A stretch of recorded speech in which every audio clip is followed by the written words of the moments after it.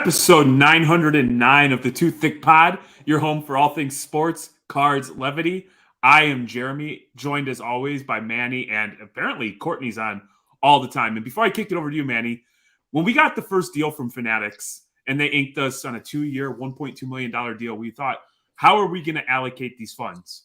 And we thought, what a better way to use the money than to fly Courtney around the country and go and review shows for us. So without further ado, I'll turn it over to you. But how you doing, my son?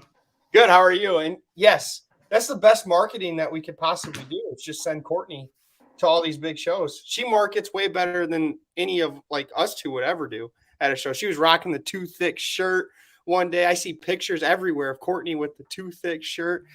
It was good. We need to send her to more next Dallas. Yeah, I would be absolutely terrible for it because they'd be like, hey, are you from Too Thick? And I'd be like, who's asking? What do you want to know? Yeah, exactly. Yeah.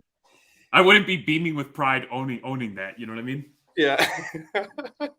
We're getting I don't know if Hail Mary told you, but he's working some Thickalo shirts up for the National where it's got like a Thickalo and then the back it says Hail Mary and stuff like that. So I think that's awesome. Yeah. So I'm definitely gonna make some Thickalo t-shirts too. I'm here for that. You should have named this episode 90210. Episode 90210 since I was in California. So this is often lost on people, and most people don't know this. The beginning of every episode, the number has some sort of meaning. So if you went back to trees, it was probably episode 420. Episode 909 is the area code of Ontario, California. Is it really? No home shit. of the show. So before you talk shit and trying to tell me what I should do, you need to pick up a fucking science book and educate yourself, Chet. Oh. There was a South Park reference in there that most young people won't get. But hey, my game is tight. When you guys are on here bullshitting, talking about how great you guys are and how much I suck, I'm working. I'm grinding in the lab. You're ridiculous. I know. He's always on the pedestal. We're looking up at him, right? Always. That's going to make for a fun day, though, when people now go back and try to understand what the episodes mean and the numbers. They're like little Easter eggs. Well, you weren't going to, you said you weren't telling anybody. Well, you did. Courtney put me in a spot where I was forced to defend myself. And I'm wired a certain way. When I'm put in certain situations, there is no, I stick to it. That's who I am as a person. Oh. So Courtney, Ontario, California. I thought when I was looking at everyone's IG and it said, welcome to Ontario. I was like, that doesn't sound like the Burbank show. I can't tell you how many times that I went to say Ontario, California, and I said Ontario, Canada. So many times. I'm like, California. Yeah. How was the area? I guess, how was being in California? I know it was your first time being there. It was my first time going to California. Everyone was super nice. It was the funniest thing about it was everyone that lived there. I talked to Stephanie from Mama Breaks and Mark from Ultimate Pastime. It was really funny because they made a point of being like, this is in LA. This is in LA. And I feel like everyone from Chicago, when someone says that they live in Harvard, Illinois, and they're like, oh, Chicago suburb, that's not Chicago. And people from when people from Canton say they're from Detroit, people are like, that's not Detroit. So it kind of was that vibe where everyone, they're like, I just want you to know that this is not LA. It takes an hour to get to LA from here, at least. LA. I'm like, okay. So I'm like, I don't even know where I'm at. I realized while I was there that I don't know shit about California. I don't know where things are. They're like, oh, San Francisco Bay or Napa. I'm like, I know Napa's north. I'm like, San Francisco's on the coast. I'm like, I don't know where shit is. I'm like a complete dullard when it comes to California geography. I'm like, I literally landed here. I'm like, I couldn't point on a map where in California I currently am. I just know that there's a mountain. There was a mountain when I got off the airplane. I was like, damn, that's a real ass mountain with snow caps on top. I'm like, I've been in the Appalachian Mountains and the Georgia and on the east. Those are baby hills compared to an actual mountain with snow on the top.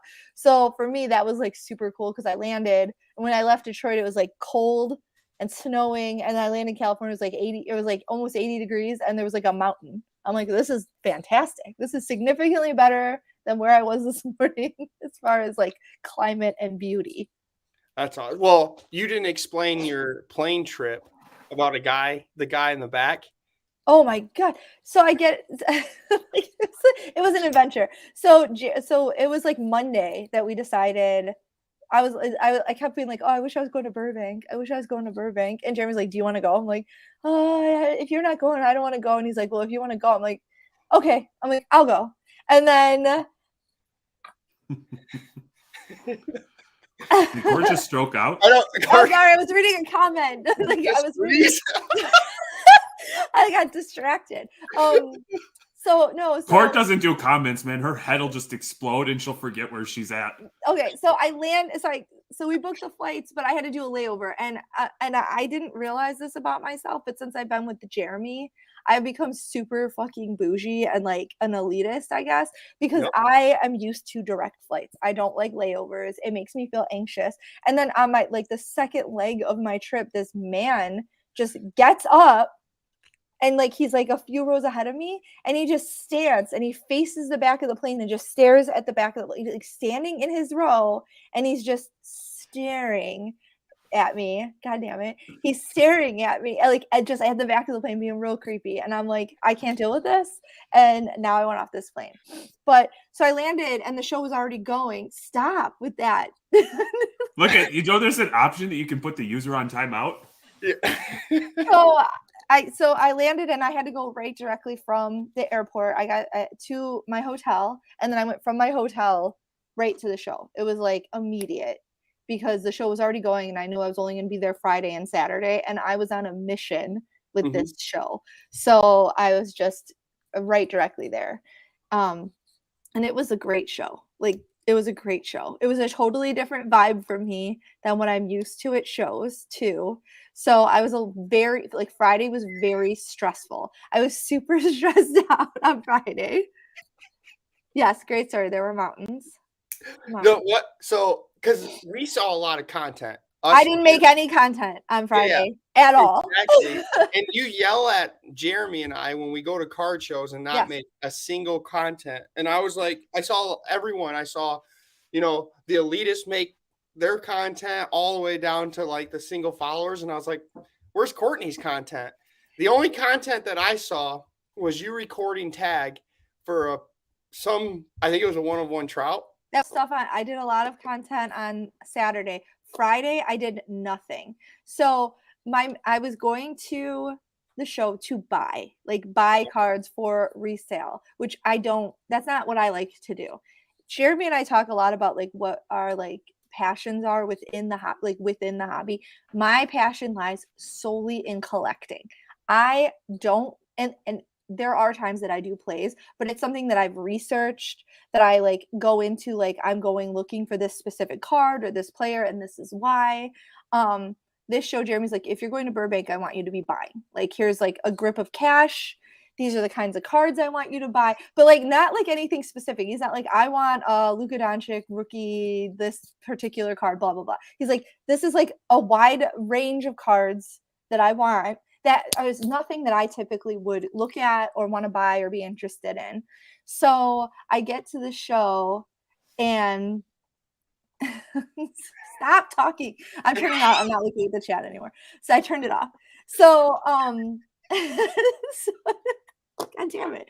So I get there and I start like, I just went diligently from table to table. I'm talking to the vendors. I'm talking to like the people walking the show. I'm looking at every case, and there wasn't a lot of like dollar boxes because everybody's kind of like coming in. So you have like the local people that had some dollar boxes, and Burbank had a huge setup with like lots of like value boxes, but it was basically most people had 1 or 2 tables and they had cases and they were renting cases and they had like really nice cards, and that was it.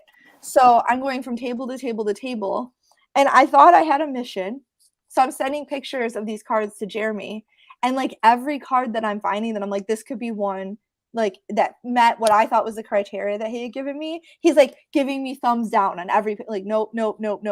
So by like an hour into the show, I was convinced convinced. Nobody threw any basketballs.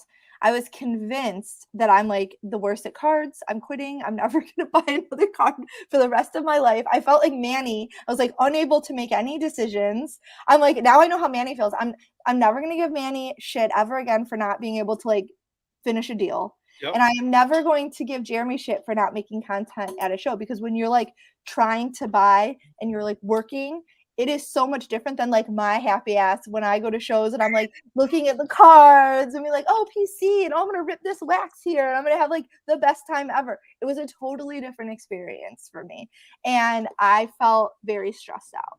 So Friday was like, I have like literally thousands of pictures of cards in my phone from the show. Like I could probably show everyone every card that was there, because I'm taking videos of everyone's display cases. I'm taking pictures. I'm doing comps. I have like screenshots of comps that I'm looking up.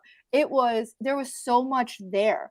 And here's the thing. People are talking about whether or not like sales are good in the hobby or whether or not the hobby's dead or alive. The last 2 shows that I have been to, cards were flying. People are buying, they have their prices right. It's like the market has corrected and people have accepted it, and now they're pricing cards accordingly, and things are still good. Like the market's still, it's, you know, if you were buying at the peak, maybe you feel like a different way.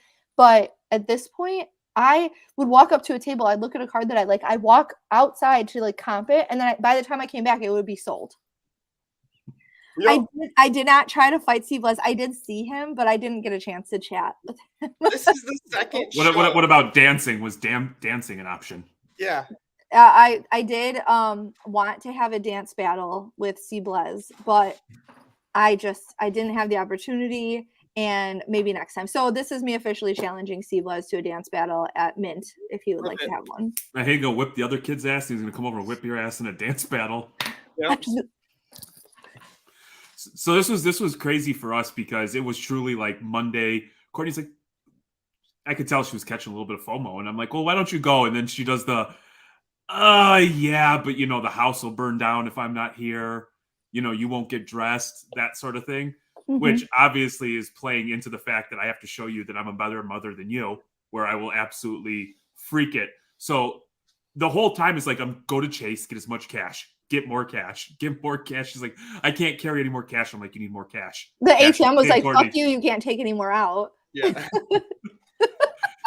So we get there and she's like sending me, and I'm like, you don't have to send me anything. You know what to do. You don't need me to like yay or nay it. Just like trust your gut and go with it. The only thing I would say is like in an environment like that, if you feel overwhelmed and somebody's being pushy, just take a deep breath, walk away, come back. You know, we've done that numerous times where we'll leave a show, go grab lunch, come back. Cool your head. But the thing that I thought was funny, and it's just like a side note, so I've got like, I'm on daddy duty, right? And she's 3 hours behind us. So it's like 9 o'clock our time, 6 o'clock her time. And I get my bigs, the teenagers, they're going to hang out with dad. We're going to watch a movie. I put the phone down and my phone's like, da-ring, da-ring, da-ring, da-ring, message after message. I'm like, hold on, guys. I started the movie. I'm like, hold on, this is just mom. And she sent me like 87 cards. And she's like, which one? And I'm like, this, boom, boom, boom, boom. It was like an hour later. Finally, I'm like, hey guys, what movie do you want to watch? I just put something on and I worked through the movie. So I'm like, I am Manny. I cannot make a decision. I can't do anything apparently. And I was like super stressed. But then Saturday, like I regrouped and I picked up some cards and I was much happier with my ability to just do the damn thing. I just needed I was also jet lagged, I think. I'm blaming jet lag on that. Yeah. As indecisiveness as jet lag. That's my but no, soft brain. It does help to like for the national, right? I had Kaylee. She doesn't know cards, but I could explain to her. She knows money. And so I could explain to her that this card was this, that she knows data. So I'll just be like, okay, this was at this and this could be at this price in 3 months. And she's like, you're going to hold it for 3 months. So she helps me make my decisions when she's with me. Unfortunately, she never goes to card shows with me. So it's kind of hard to make the decision. So now you kind of felt it like your significant other wasn't there with you to help with. It's just a suggestion. Like, even when you guys are there, I'll ask Jeremy all the time, hey, should I get this? And that's where I struggle is like when cards come up to the table and they look like decent decent cards, I usually will pass and let Jeremy get first like say on them because I don't know what to buy. So it kind of screws me, but oh well. I feel people were buying and buying and buying. It was there wasn't a single person that was like, oh, I didn't sell. The one guy was like, he's like, the show's been going on for like 2 hours and I've already sold like $3,000 in 2 hours. Wow. So that's where most people just don't. It's tough to grasp. It's like that's where you make your money is on the buy, and you should have like some sort of game plan and stick to it. We were at the Avery show a few weeks ago, Manny. A guy came up and it was pretty much a steal. He was just trying to get cash, but I'm like, I don't buy football right now. I'm like, if you have it in 3 weeks, Super Bowl's over. I'm about a week away from going hard into football and switching from baseball, and it's just kind of narrows what you're looking at as well. So I did kind of like say, hey, Court, go pick up a cool card or two. he did. Yeah. He did. Those were the parameters. A cool card or two. So I don't know. I felt also here's something that I feel like people don't talk about is when you're on the I'm very used to when I'm buying cards, I'm always on the dealer side of the table.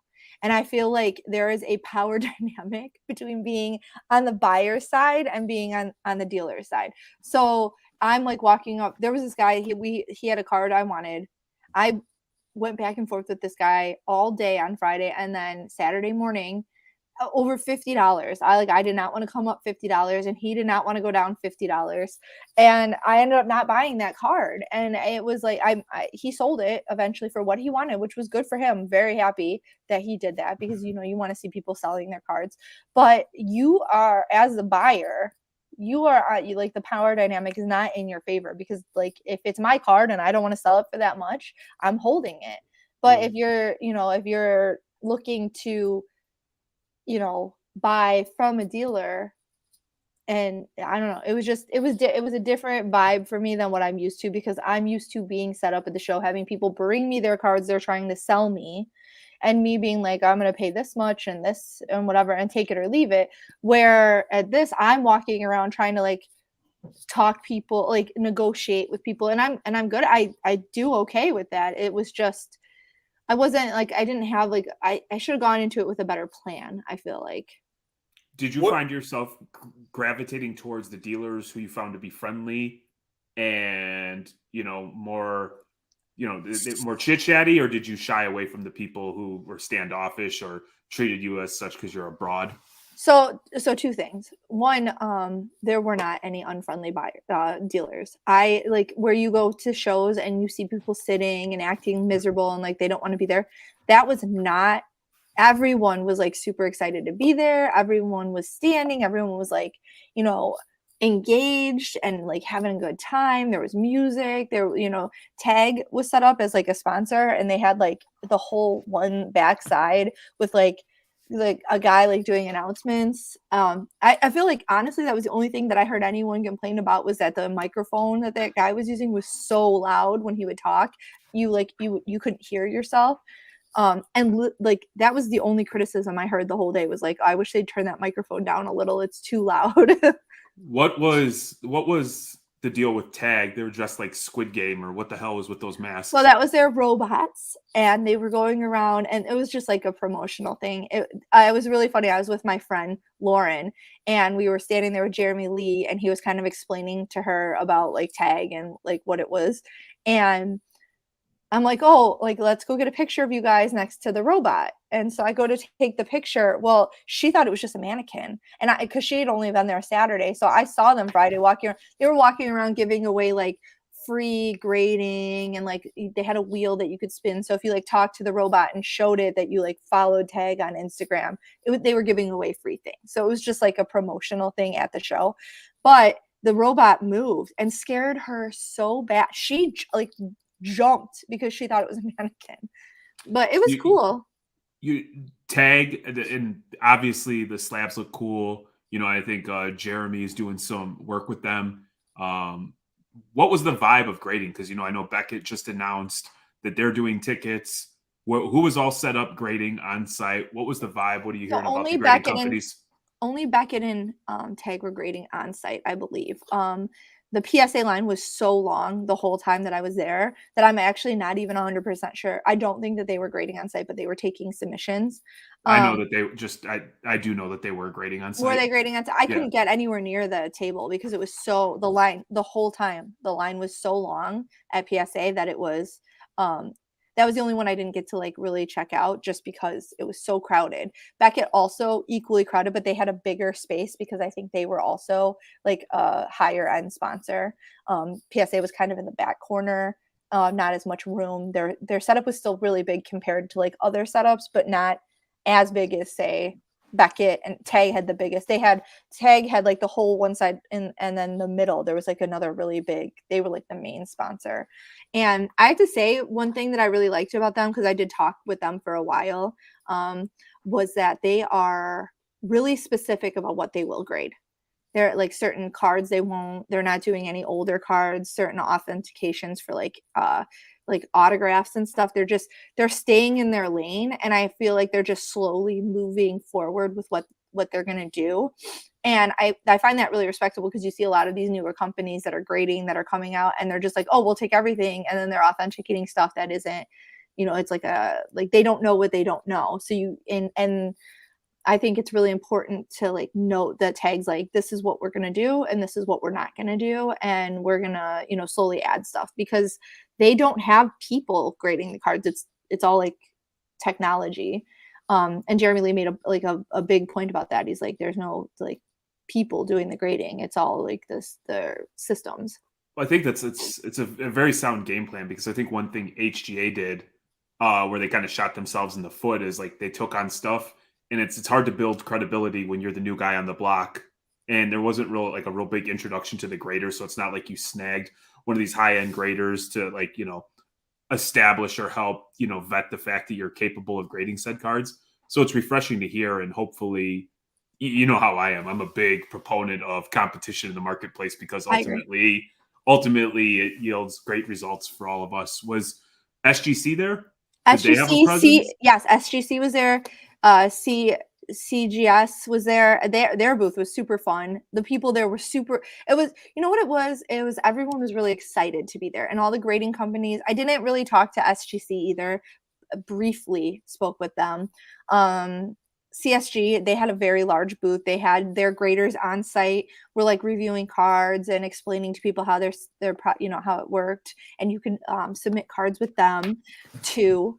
They would we walked up with a couple cards that my friend wanted to grade, and the grader was like, I'll look at them, I'll tell you if these are worth grading. So it was cool to see that they were like really engaging with people, and they were trying to it felt more user friendly. It felt more young. It didn't feel like a bunch of older old hat people just being like, this card's crap and your card. It was like they were really excited for people, and you could see that in the youthfulness of the employees, in the exuberance that they were having for the hobby and the cards.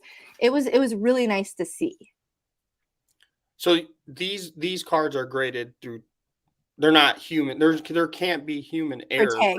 Yeah, for tag. I think that's part of the reason why they can't really do vintage, because you have to have a human. Because how is a computer going to look at a Jordan or a Fleer Jordan or I had a OJ Simpson rookie. They're like, we can't grade that because there's copies of those. And as much as a computer can do, it can't be it can look at the surface. It can measure into billionths of a degree what the centering is on a card, but it can't be this is a fake. It just can't. So you need to have humans for that still. And because they're really relying, it seems on their technology to do the grading, it makes sense that they're yeah, this isn't our lane, this isn't what we're doing, and we're not going to do that. Was HGA and Rare Edition there? Rare Edition I did not see HGA. Rare Edition was there. This sounds like I'm being paid. I love the Rare Edition slabs. I love them. I think they're beautiful. I will definitely be grading my PC cards with Rare Edition because I like the way they look. Now for resale, I don't know. I have no opinion on that. I don't know what the long-term value of it. Seems like they do pretty well for the TCG cards, and the Star Wars cards really look fabulous in them. So like super ultra modern and like non-sports cards seem to be like really people are leading into that. I personally submitted 2 of my cards with them when I was there. I did the Andy Friedman card that he signed for me at Culture Collision, and then a sketch 11 card from Topps with an autograph from the artist as well. So 2 fully PC cards that I will not be reselling because I like the way the slabs look. They're beautiful. And the company, the guy who owns it is like incredibly nice. Yes.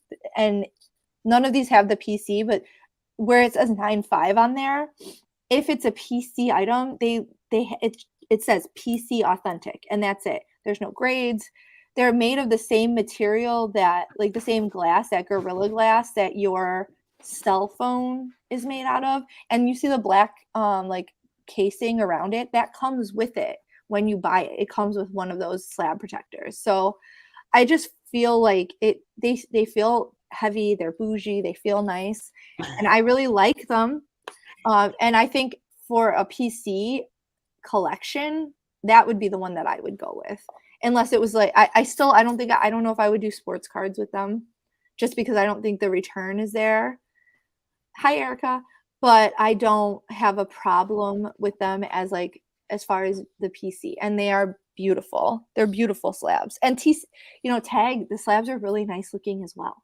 They're just, I feel like people are, the expectation of slabs is going up. Like people want them to look nice and expensive modern. And not cheap, much more modern. And if you're paying all that money for a slab, I don't want to be able to like bend it and break it in my hands, and you certainly cannot with the Tag and the rare edition slabs. Well, it makes sense because when you're paying for like a case on your phone, that ranges for like $30 to $50, $60, and you're paying that for grading, so you kind of want that same type of material. That said, it was bulletproof. I don't know how they test that. That's crazy. But you should probably shoot it, would be my guess. You think so? They told me that somebody drove over it with their car and it cracked. It did the where it breaks the slab a little bit, but the card was still completely intact, and they drove over it. So what's good, Evan? What's up, Evan? Let me ask you this. We talked about grading. What was popular? What was moving? What were the cards that everybody was chasing? So it was a lot of football. Everybody had everyone had all of their Mahomes and their Hurts and their, it was Super Bowl Sunday. People were hyped about the game.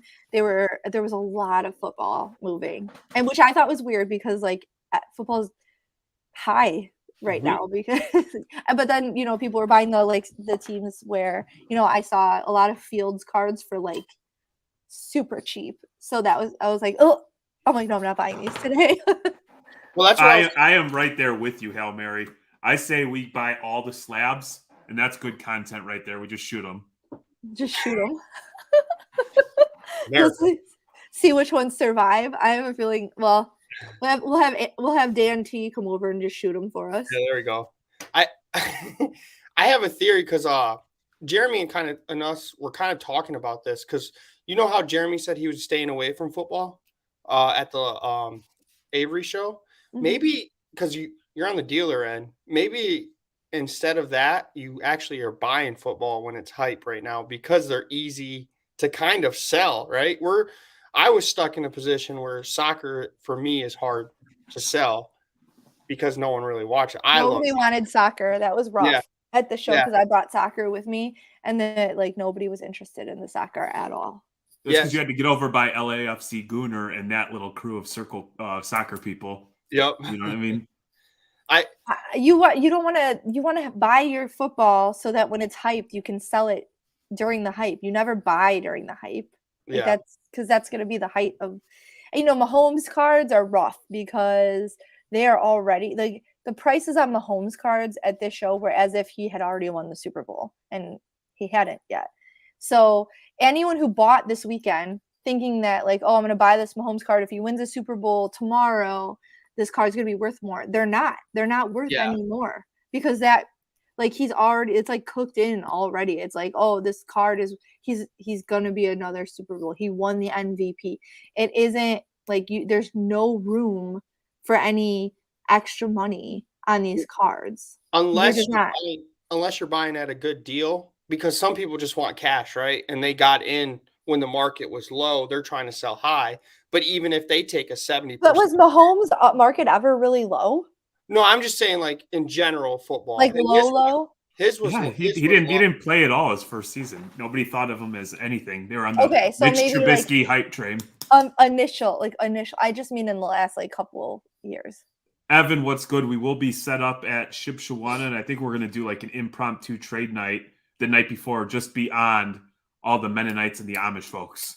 The closest Hilton, the closest Hilton property. Speaking of Shipshawana, maybe I should dress up as like a chunky, you know, those fat suits. And if they following Too Thick or Reckless, then we have them spin something. Dude, that's offensive. Dude, check this out. No, we're Too Thick. No, people but wear a fat suit. You can't wear a fat suit. That's offensive. What do you want me to wear? You? Just be yourself. You were just excited until Courtney just said that. No, it had nothing to do with your dumbass thing. I stopped paying attention. Okay, what were you going to say? Dude. I lost my train of thought. Dude. I lost my train of thought. Yeah, he was going to say something like the fat suit was a good idea. No, it wasn't. It was terrible. That's why I cut you off. So here's the deal. So let's get back to Burbank. So the show was incredibly well run. That was it. Nope, it came back into my head. Time out. As Courtney's walking the show, she's messaging me saying, like, the amount of people outside of like the one or two people that, you know, our mom and our aunt who listened to like hype us up, the amount of people who knew who we were was pretty badass. Too Thick. I had people like I had one guy stop me and be like, I've been trying to get on the podcast. And I'm like, well, I'm the producer, so I can help you with that. Exactly. It was really, it was so much fun.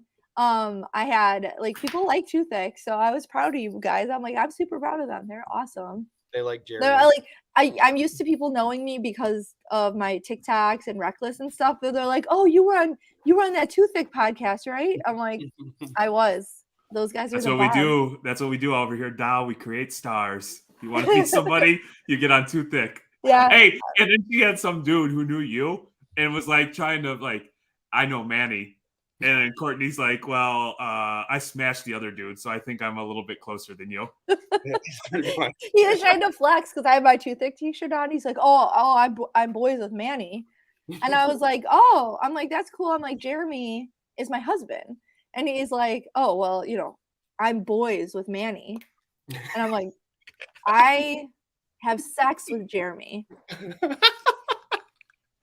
Same with me when you leave. So you have sex with Jeremy when I'm gone? That's weird. We're not gonna say. Guy knows what a guy likes. I have a question because I actually called Jeremy on this situation. I saw Burbank go live, and they had like it looked like a big table in the middle, and they were buying everything. Yes. I wonder, how did the dealers feel? I know Jeremy answered this. No. Be honest. No, you called me. He calls me. He calls me, and he is pissed off. And he's like, "Wouldn't you be mad if you set up? They're buying. They're buying." He was angry. He's like, "Who would buy cards at a card show?" And I said, "Dude, wouldn't you be happy if you're a dealer and people need to get liquid so they have money to spend at your booth?"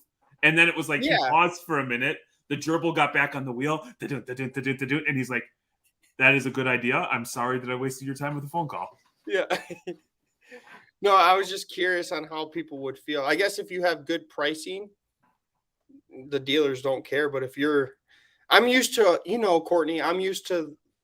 There were a lot of people buying. That's the thing is they were just like, I'm used to going to the show and you see the kids and the people walking around like, are you buying? Are you buying? And it was like people were almost fighting over who was going to buy everybody's cards. Like people are paying strong. People are, people at almost every table was buying and selling.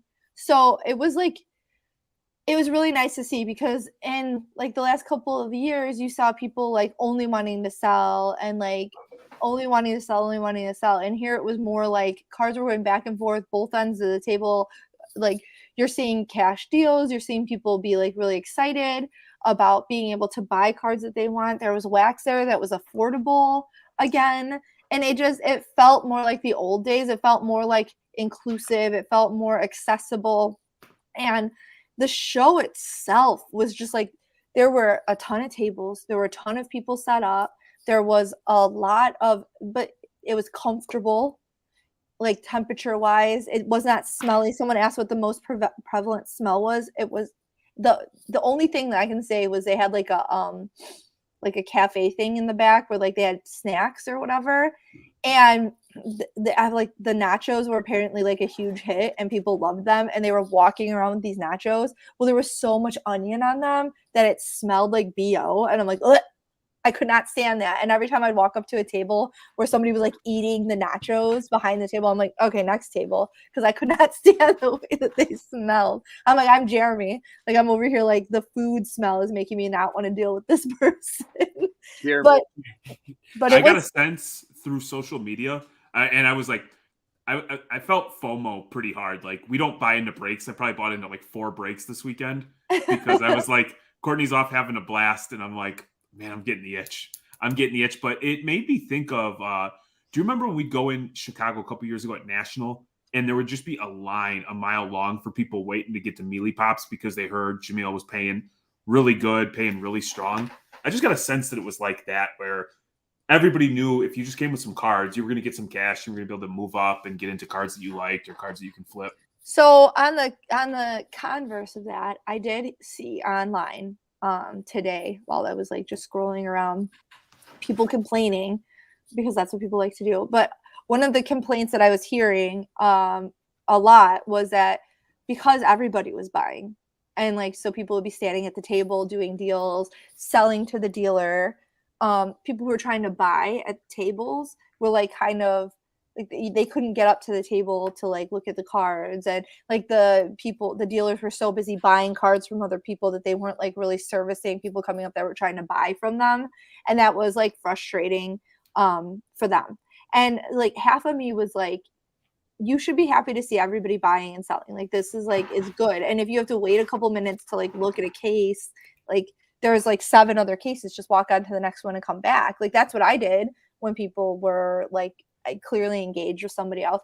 But because there was so many people buying and selling, I think that that's something like to think about, because when we set up at shows, we have a spot that's like specifically like, this is where we're buying.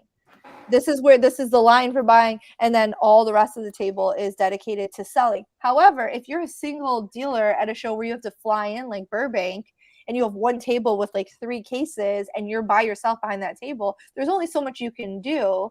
And I feel like people are just so entitled sometimes. So I would say your last point 100%. If you're one person with one showcase, you are limited in what you can do. But I would also say, as you know, we talk about grading companies getting better and everybody, the show's getting better, vendors and dealers elevating their game. The first time that we set up, to the second time, to the third time, to the fourth time, it's a constant evolution. It's never been the same thing ever. It's like, hey, how can we streamline this? How can we make the cards readily available? And that was what we did when we came up with our own, hey, let's just have a spot that's dedicated to buying. That way it doesn't impact any of the deals. Yep. And so, it is important. It is, and people are impatient. So yeah. So I do want to ask, because you guys, you said you're going there to buy. How many cards did you end up with? And do you want to share what you bought?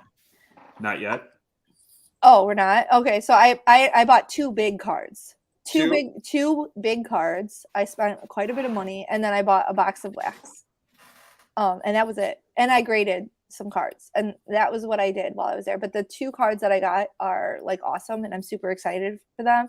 And I spent all day kind of going around making this decision, and I feel like I did good.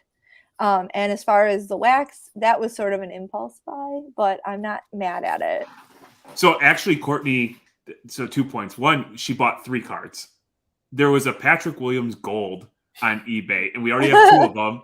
This is the 3rd one, and it was the middle of the day, and I had just bought into a few case breaks, and I was like, probably spending more than I wanted to, but I treated myself because, one, the house wasn't burnt down, and I got dressed, the things that Courtney said I wasn't capable of doing in her absence.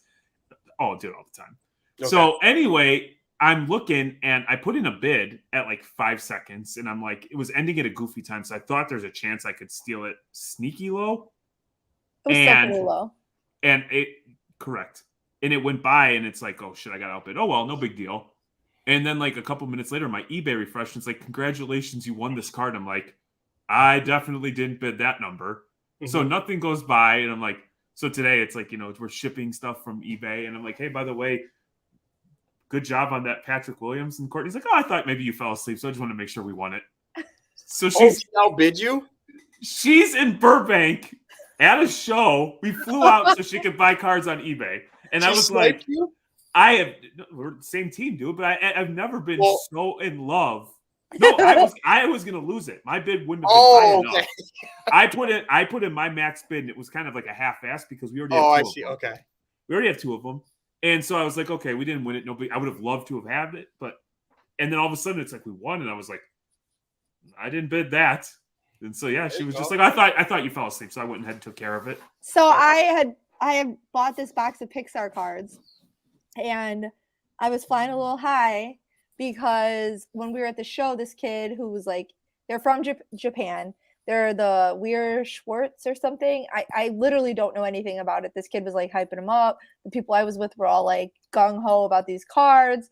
He had the like little Luxo lamp, and he's like, this is like the most valuable card. If you pull this, like this is the chase or whatever. So I bought the box of wax, and we go back to the hotel, and we're drinking several drinks, and we start ripping. So I'm with Lauren from the Mint, Sharon from Black Jaded Wolf, myself. The three of us bought these boxes, right? So we're ripping the boxes, and then there was some like a lot of all the people from eBay were sitting with us. These two other ladies that I feel terrible because they were so nice, but I did not get to know them very well. The lady who is in charge of the media from Beckett was with us, and so we're all kind of sitting there, and we're opening these cards. And I'm like, and I'm telling him, I'm like, I never get anything good. And I open like my fourth pack, and I go 2 in, and I pull the rare of the lamp. Mm-hmm. It's like, it's got the stars, it's sparkly. I was just told that this card was like the best card that you could pull. I literally jump up and scream, ah! I'm like, look at my card. Everybody in the place is like all from the show. So they're like, what did you pull? So I'm like running, and none of them know shit about these cards any more than I know. I was just told that this was the best card. So I'm like, and they're all like, yeah, everybody's yelling and like super excited. You would have thought I won $1 million. And I'm like, and then later I look, and it's a good card. It wasn't the best card. So like in that moment, I was like, I just pulled a $6,000 card. This is the best day of my life. And then I get the notification that the Patrick Williams gold is ending. I'm like, I'm fucking winning this too. Like that was it. that was where my headspace was at. So she calls me, and it's like 2:00 in the morning. I'm like, oh shit, something's wrong. And she's like, no, I'm just inebriated. I just pulled the biggest card ever of this thing that I know nothing about. So she's like, I'll send a pic. And she wakes me up. So I'm in bed. I've got my daughter next to me, and I'm like, okay. And then I could hear people in the background. It's a big card. It's a big card. And I was like, yeah, fuck yeah. This is why we go to California. I have already spent that money. I went from being, mouth open, a little bit of drool, and I am like spending money. I'm telling you, everyone around me was like yelling, and I was like convinced that I'm going to be a millionaire from this fucking Pixar card. So she's like, I'll send you a picture. Like 12 minutes goes by at like 3:00 in the morning, 3 o'clock. No picture, and I'm kind of like, they were buying me drinks, and we were cheering. So, are you not sending me a picture? And so then she sends me a picture, and then I'm like full blown wide awake. Need to research this card. Need to understand. Hey, because I'm going off of what I'm hearing in the background, and Court being like, "This is the most expensive card." Okay, maybe that's an exaggeration. I was not that bad. So, I have it on video, so I was not that bad. So I'm texting her. I'm like, if this is even remotely true, looks like you're staying another day. Have fun. We'll go get an express grade. We'll flip that beach, and we're fucking paid. Yeah. So then I did like some research, and I'm like, I don't think we can retire yet. Please send me all this. I went to Twitter, and then everybody started coming in and rallying to support me. And it's a dope card. Not retirement card though. Not Not really. And It's when still you're a super looking cool up card. Japanese cards of pictures of Lamp, I know a lot about trading cards. I did not know a lot about this one. So I was like, This is so then 4:30, 5 o'clock in the morning, and I'm like, okay, I'm tired. I can go back to bed. And I'm like, Daddy, you make breakfast? I'm like, damn you, Courtney. this is why I love you guys, because you guys are getting into that TCG world. You guys are Courtney's ripping boxes. She has no idea.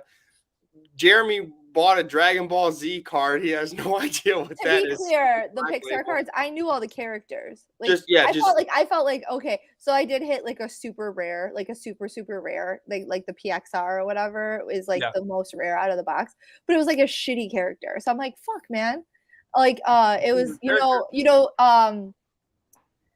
know Cars, right? The movie Yep. Cars with Lightning McQueen.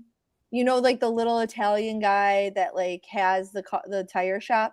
You Yep. know, the little blue guy that works Yeah. for that guy. That's It who was I him. hit. Yeah, he's like called Treadmaster is like his name. That dude's I wish funny. I didn't even. He is funny, but nobody's fucking paying No. coin for that card. I'm like, why couldn't I got Lightning McQueen? Like that would have been dope. Yeah. Well, Jeremy and I are gonna go in cases and buy some TCG cards coming up. So we're gonna have to have you open it after some drinks. So then we think we're millionaires for like 10 I'm minutes. telling you, it was a blast. And you know, it's the atmosphere. You go to shows like Burbank because everyone is excited to be there. It's not like these small shows where people are like miserable and you know, like it's the same cards. I saw a Harambe PSA 10, which that's like Pop 18 card. Did you know that? It's a Pop 18 card. They sell all day between $4 and $4.50. This kid was selling it for $275. I'm like, this is a play. Like, I'm gonna buy this card. I'm gonna sell it on eBay for $400.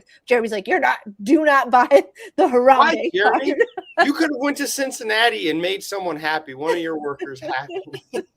We cherish Grimace in our household. That's an inside joke that there's not enough hours in the day to explain, but Courtney knows why she can't buy it. No, I know. So I didn't, but I wanted to really badly. I will tell you though, you said youthful, and I thought that was a very good way to describe the show. This legitimately seems like the hip show. Like you have to be there. And I have wanted to be at Dallas. There's been pictures of trade nights and stuff going on, deals flying where I'm like, man, that would be sweet. This show, I'm like, okay, the next one's in August, I believe. I won't miss that one. It was, and trade night was super well done. They need a bigger space though for trade night. I feel like every trade night, that's like the takeaway. After every trade night is like it should be a bigger space. Like it needs to be more space. There's like not enough room. It's too crowded. And you know, at a show like Burbank, they're doing content, so you have the people running the front end being like, hey, you need to move out of this aisle, we're trying to film content. And then there's already not enough space for trading that it made it like I'm old compared to like the demographic in that place. And so I'm like sitting there and I'm feeling very claustrophobic because it's too crowded. I can't walk around. I can't fit in. But I'm watching like these like 20-year-old guys walk up and buy cards from one guy and then walk across the room and sell them to another guy. And they're making like $5, $10, $20 a pop. But they do it over and over and over and over. And so they'll come up, hey, I'll you know, they negotiate. They're paying like 20, you know, like I'll pay you $80 for this. And then they go across the room and they sell it for 100. And then they come back and they buy, you know, another card for 120 and they go over and they sell it for like 130. And you do that like a bunch of times. These guys are leaving with like hundreds of dollars more than what they started with. And they're basically facilitating trades between like someone like me who's not going to get up and walk around the show or around trade night because it's too crowded. And like they're like runners basically, and they're making like a, you know, 10, $20 here and there doing that. And I was like, that's so smart. Like if I had the wherewithal to do that, I would do it. But you have to like negotiate with both people because you're like they're trying to buy it as low as they can and then sell it for the very most that they can to somebody else across the room. Well, I almost said bring Steven to do this, but Amelia would probably be the better. We need to have Amelia at trade night basically doing that for you guys. Yep. Amelia's a gangster. She is. Amelia is a gangster. Yeah. Absolute freaking gangster. And that's why, like, I stress to Manny, and I know that's not easy for everybody. The more you can talk to people, and I actually find talking to people to be very difficult most times, but the more you can talk to them and conversate, you have an idea of what to do with what. And so I actually think, like, as we concluded the show, or you concluded the show, spending that day seeing as much as you did and talking as much as you did, that you had like 3 plays the next day you were going to go with, right? And you exhausted all of them. And ultimately, we feel like you made the best deal possible for us. But had you just jumped in and made the first deal, you probably don't talk to those people and you probably miss out on having somebody else. So I'm a big proponent of talking to people and seeing who's buying what's doing that. And I was so slick, Manny. I could look at a table. Courtney send me a picture. I'm like, don't even waste your time here. Because of the prices. Yeah, see, you're good at that. You're really good at that. The more you go to card shows, the better you get. I'm starting, like, when I first met you guys, I was a beginner and I didn't know what to do, and I'm starting to get the hang of it a little bit. Courtney, you said football, and I see how Mary's saying this, but was there any like hype on any like players that were traded in the show where people? Oh yeah. With all the trades going on, it was basketball. That's what everybody was buying because they were all like, this guy's, this team's gonna be good. KD, all that. It was a lot because of the trades that had just gone down. People like were speculating like what team's going to be good, what team's going to do this, what player is going to have more time and shine more now that they're on a different team. And that made like I think that's why like Jeremy doesn't apparently want to tell what card I bought, but his team now I think is going to be better, so his cards were selling, and it's just it was a lot of basketball. I would say basketball was what everyone was super excited about. And then, obviously the Super Bowl, everyone was trying to sell their Hurts and their, Mahomes cards, because here's the thing. If you don't sell them by Saturday, that's it. Like this is the peak of what all you're going to get for those cards. Yeah. I was just curious because we have 3 big shows kind of the next 3 weekends of what people were looking for, because we have everything. Yes. It was everything. Yeah. I'm telling you, it was like there wasn't like one thing where people were. Are you crying? Are you getting ready to cry? No. Well, I thought you were gonna cry, just tears of joy. I was just like, the hobby is alive. It's alive. And I'm so happy. I cannot express how amazing it was to watch everyone just buying all their cards. So when me and Courtney were talking Friday, it was Devin Booker, Luka, who the players are. Yeah. It was, but the thing is there was so much. And baseball, a lot of people were like getting excited about baseball because here we are, we're getting in, as soon as Sunday's over, it's baseball season. So baseball was another one. People were looking for prospects. They were looking to try and get things still before it got too hyped. So I was seeing a lot of people like really excited about like young baseball prospects as well. So like that. All right. One thing, this is my last question for you, Court. You are the queen of shows. You have to take one thing from Burbank and implement it to other shows across the nation. What thing did Burbank do really, really well that you'd like to see at other shows? So I'll tell you what they did really well and what I think that they need to fix. So what they did really well was I was trying to keep it positive, and Courtney can't wait to just shit all over. No, I'm not. It's not shitting, because actually I talked to Rob and he was like, anyway. So so what they did really well was spacing. Like, you were not crowded. There is room for like everybody. The temperature was good. It was laid out nicely. You could find what you were looking for. To a point. This is what they didn't do well, because it's such a big show. Like the table numbers, like half the people had numbers where you could see where they were, and the other half didn't. So I'm like, I was looking for a rare edition. They're like, we're in B35, and like there's no overhead things telling you what row you're in. And so I'd ask someone like, what row is this? And they're like, I'm like, okay, so I need to go that way. But if you like, there wasn't enough like direction as to where the tables were. But the map that they gave you would like, it had like PSA here and Beckett here. So if the person circled their table, you could like count the rows and find it. But if you didn't know, and someone's just like, oh, this is my table number, you would never find them. You would never find them. It was really difficult. But the show overwhelmingly was amazing. Like best card show that I've been to, I think. And I mean that like respectfully of the other card shows. There was just more space. It was like I did not feel crowded. I felt comfortable. The temperature was good the whole time. Like people didn't feel crammed in there together. And it was very the production value of that was really good. And I think more shows moving forward are going to have to do that or they're going to die. Like you're not going to like you start to set that as like the precedent. And I think the Mint kind of started that with like having that expectation of like this is an event, not just a card show, and having, you know, space and sponsors and like everybody's like really excited to be there, and they're doing giveaways and they're having kids events and they're doing, you know, live like breaks, and everything is just very interactive.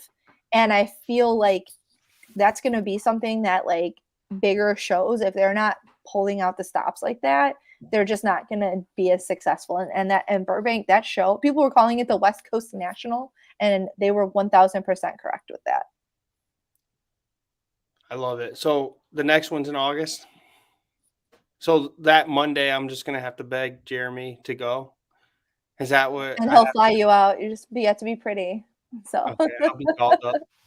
I just, you know, one thing that I think from an outsider's perspective was them actually, as the people putting on the show, set up buying.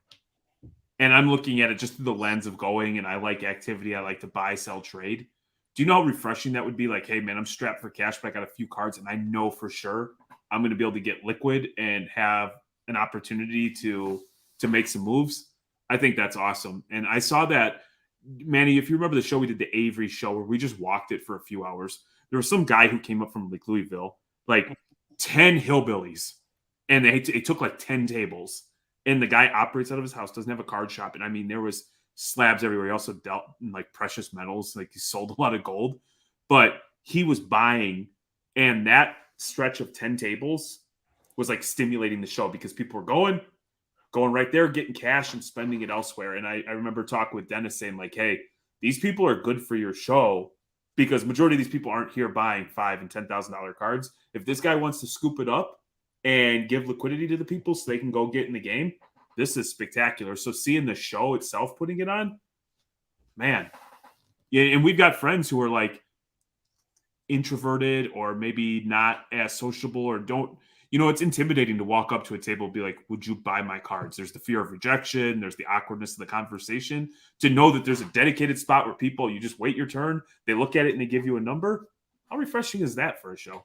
It was like, and again, most of the tables were buying at this show. That was something, but you for sure could go to Burbank and sell your cards. So it was nice. I'm telling you, I was really impressed. They're like top to bottom. There wasn't really anything to complain. Like I feel like I was, if I had to be like, oh, what don't you like? It was like very minor. Like you had like you're reaching for something to say like, oh, this could be done better.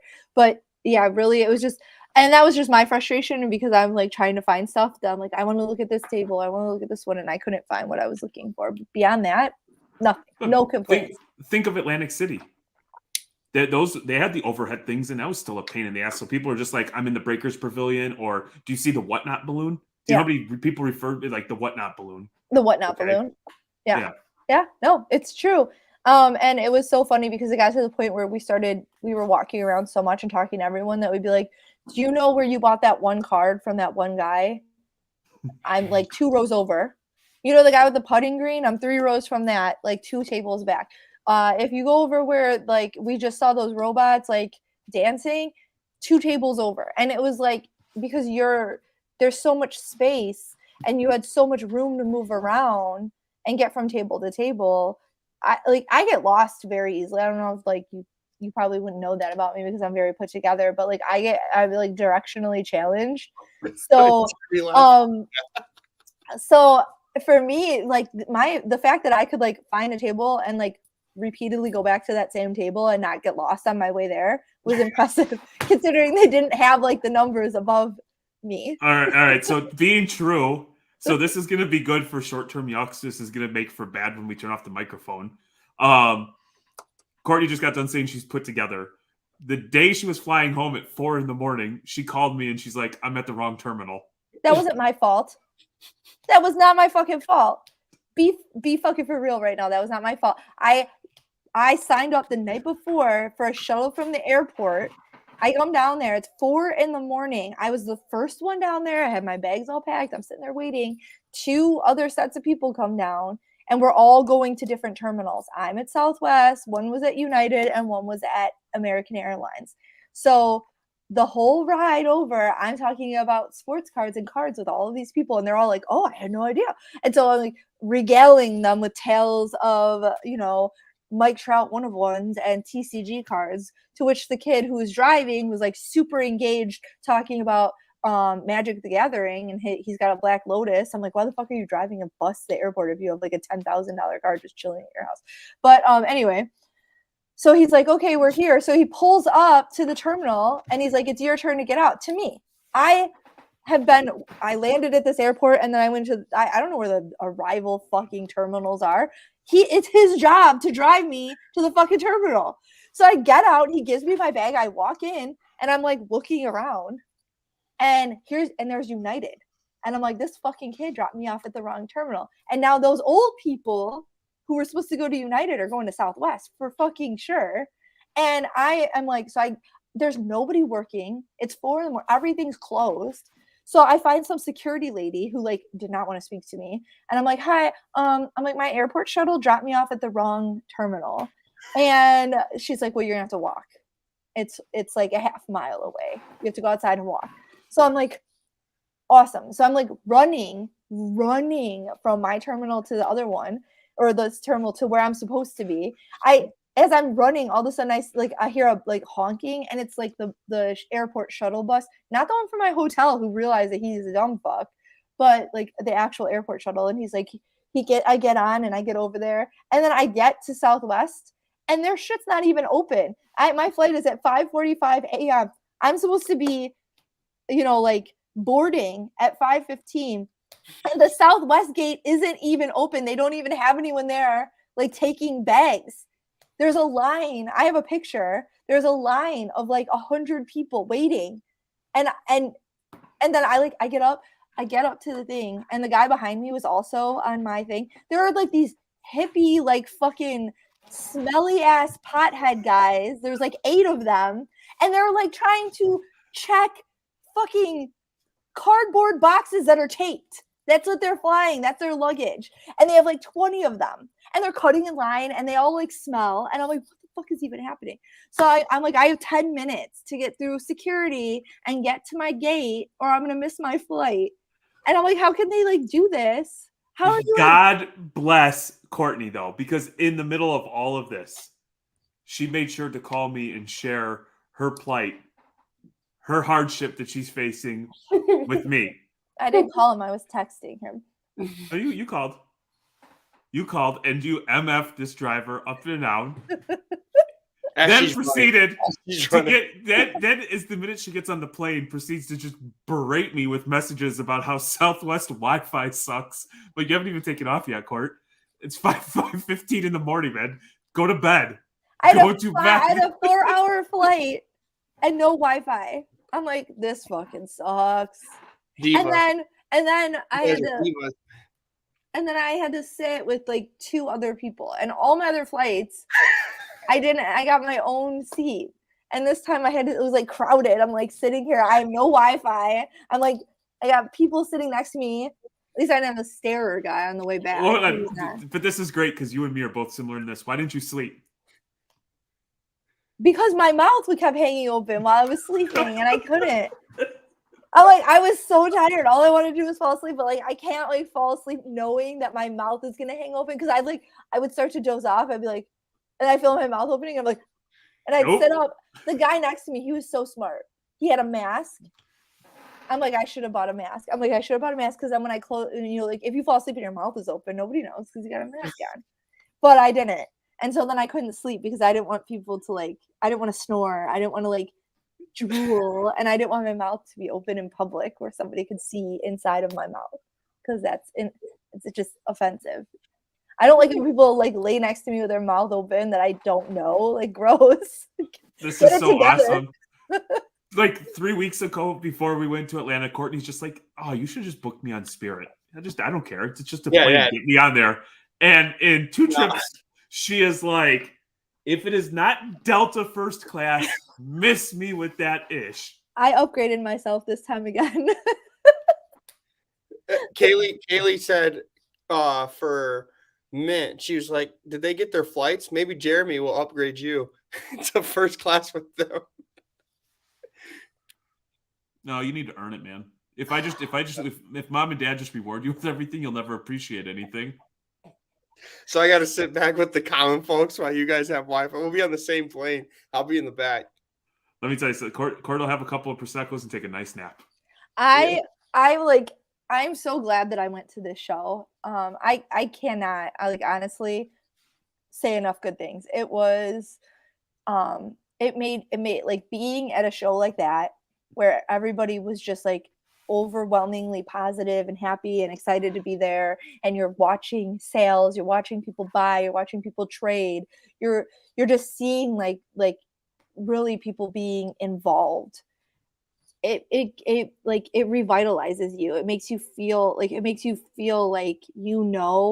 that no matter the negative stuff that you see, and I don't want to be one of those super ultra positive people, but it made me feel like everyone who's oh, the hobby's dead or this or that, I feel that this should squash that. It is time for that narrative to just go away. It's done. It's over. The hobby's not dead. The market corrected, and the hobby is just as live as it always has been. My last thing, and then I'll shut up and we can get out of here. The one thing that Courtney and I have just an absolute incredible amount of appreciation for one another in the roles that we play for Reckless Cards, because the things that she loves to do, I'm perfectly fine not ever doing.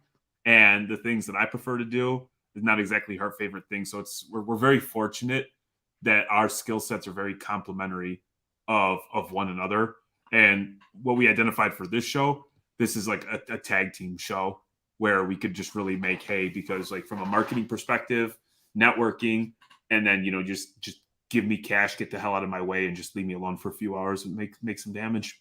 I did say that. I told Jeremy I would never give him crap ever again for not making any kind of content at a show, because I felt I couldn't do both things. I couldn't be looking at cards, doing the research I needed to do, talking to the people specifically about the deals that I was making, comping cards. How do you record a deal on your phone while also comping the card on your phone? It's impossible to do.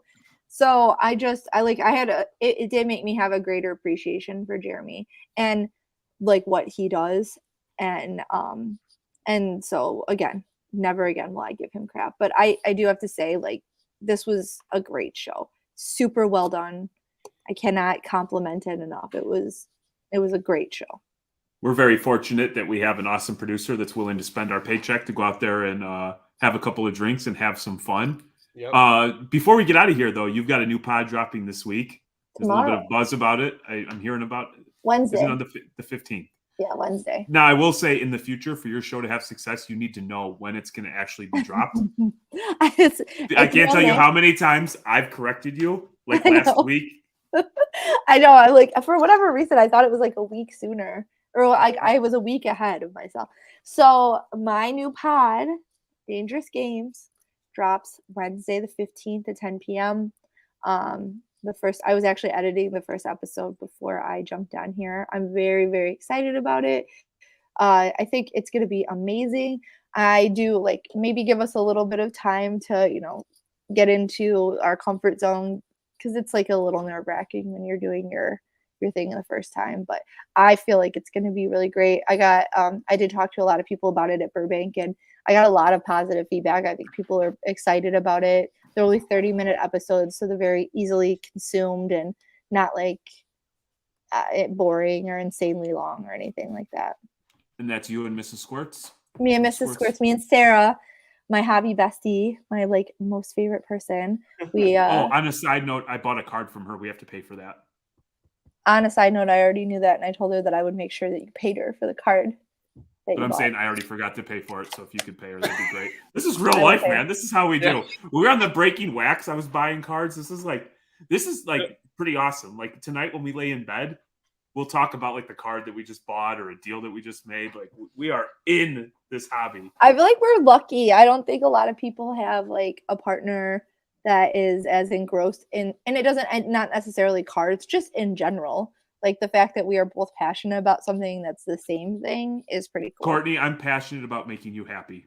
Well, you do, baby. I love you. Oh, jeez. And that's how we created you, Manny. Yeah. When mommy and daddy love each other. Well, I hope you guys. My little butt baby. I hope you enjoyed this episode. Make sure you tune into Courtney's new podcast, Courtney and Sarah's new Smash podcast. the like. Smash the like, smash the subscribe button, follow their Instagram. And with that, we'll talk soon. Peace out, everyone. Bye.